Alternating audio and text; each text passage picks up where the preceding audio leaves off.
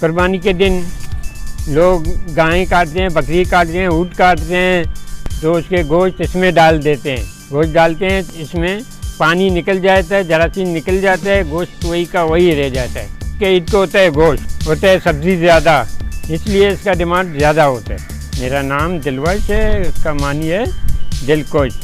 और मैं जो है टोकरी का काम करता हूँ।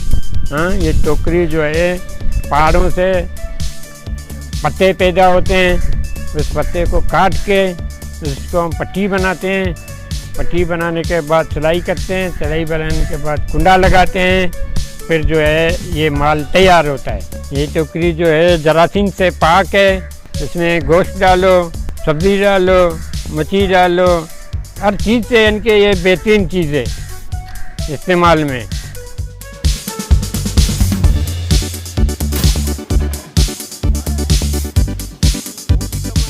जब हम इसे बनाते हैं, पहाड़ों में जाते हैं, पत्ते काटते हैं, पत्ते काट के उसको सही करके फिर पट्टी बनाते हैं।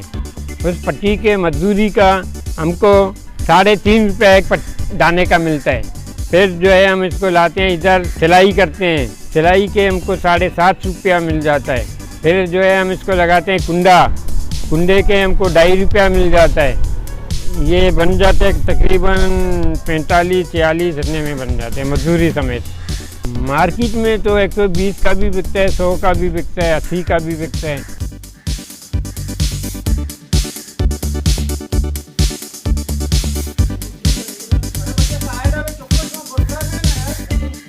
जब तक काम है जब तक बैठा हुआ है। पैर दुखते हैं, अंगुलियां दुखते हैं, जख्म आ जाते हैं, हाँ, जिस्म में दर्द होता है, क्यों हाथ चलता है मशीनरी के जैसे।